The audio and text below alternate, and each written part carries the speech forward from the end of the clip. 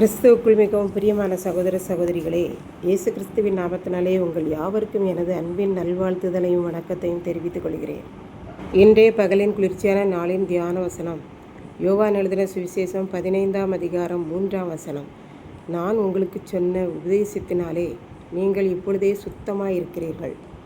இயேசு சீஷர்களிடம் அன்பை பற்றி பேசுகிறார்.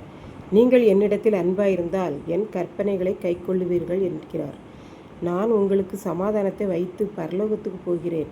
நீங்களும் இந்த உலகத்தில் இருக்கும் வரை சமாதானத்தோடு வாழுங்கள். நான் போன பின்பு பிதாவானவர் பரிசுத்த ஆவியானவரை அனுப்பி உங்களை சகல வழிகளிலும் நடத்துவார் என்று இயேசு கூறினார்.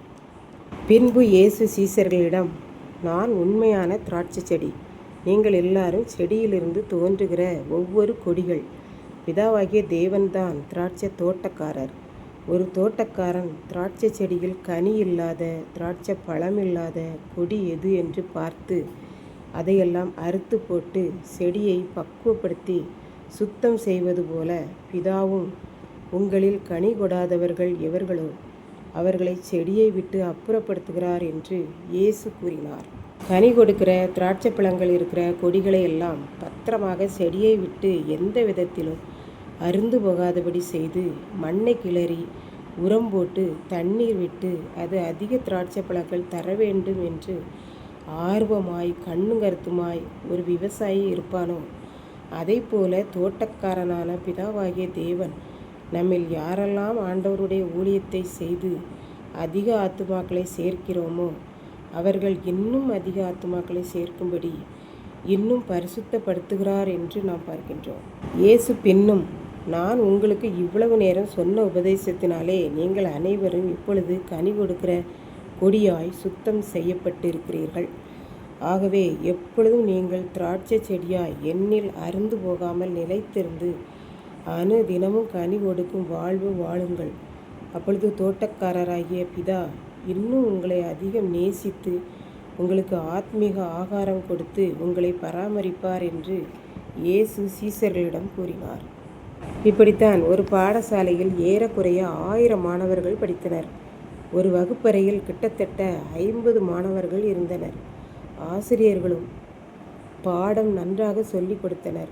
பெற்றோர்களும் சரியான நேரத்திற்கு மாணவர்களை அனுப்பிவிடுவர். பாடசாலை குறைவில்லாமல் நன்றாக நடந்து கொண்டிருந்தது.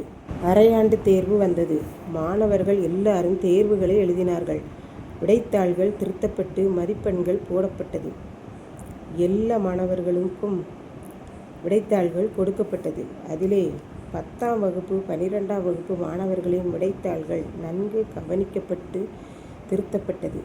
எந்த மாணவர்கள் அதிக மதிப்பெண்கள் வாங்கியிருக்கிறார்கள் என்று பார்க்கப்பட்டது. அப்படி பார்க்கப்பட்டு 50 மாணவர்களில் முதல் 10 மதிப்பெண்கள் எடுத்த மாணவர்கள் தனியாக பிரிக்கப்பட்டனர். அவர்களை தனியே வைத்து அவர்களுக்கு மட்டும் இன்னும் புரியும்படி கற்றுக் கொடுத்து இன்னும் நன்றாக படிக்கும்படி உற்சாகப்படுத்தினார்கள். இறுதியாக அதிகமான முறை எழுத வைத்து திருத்தி மனப்பாடமாக படிக்க வைத்து பொது தேர்வில் மாநிலத்திலேயே முதல் மதிப்பெண் எடுத்துக்கொள்ளும் அளவுக்கு அந்த மாணவர்களை உற்சாகப்படுத்திவிட்டனர். பாடசாலைக்கும் பேரும் புகழும் கிடைத்துவிட்டது. முதல் மதிப்பெண்கள் எடுத்த மாணவிக்கும் அவள் எதிர்காலத்திற்கும் அது பயனுள்ளதாக அமைந்துவிட்டது. இதை கேட்டுக்கொண்டிருக்கும் எனக்கன்பானவர்களே, இதைத்தான் நம் ஆண்டவர் சொல்கிறார், நீங்கள் கனி கொடுங்கள் என்று. எந்த கொடி, எந்த மனிதன் பரிசுத்தம், அன்பு, சமாதானம், பொறுமை, ஆத்தும ஆதாயம் போன்ற கனிகளை அதிகமாய் கொடுக்கிறானோ, அந்த கனிகள் அவனிடம் உள்ளதோ அவனை இயேசு தெரிந்து கொண்டு பரிசுத்தமுள்ளவன் இன்னும் பரிசுத்தமாகட்டும் என்று கூறி ஆர்வமூட்டி இன்னும் அதிகமான பரிசுத்தம், அன்பு செலுத்துதல், சமாதானம் பண்ணுதல், பொறுமையாயிருத்தல், இன்னும் அதிக ஆத்துமாக்களை ஆதாயம் செய்யும்படி சுத்தப்படுத்துகிறார் என்று பார்க்கின்றோம். ஆகவே நாம் எல்லாரும் அதற்கு தக்கதாக மாறிவிடுவோம், ஆத்தும ஆதாயம் செய்வோம். கர்த்தர் தாமே இந்த வார்த்தைகளை ஆசீர்வதிப்பாராக. ஆமென். ஜெபம். அன்பின் ஆண்டவரே, இந்த அருமையான நல்ல நாளுக்காக நன்றி செலுத்துகிறேன்.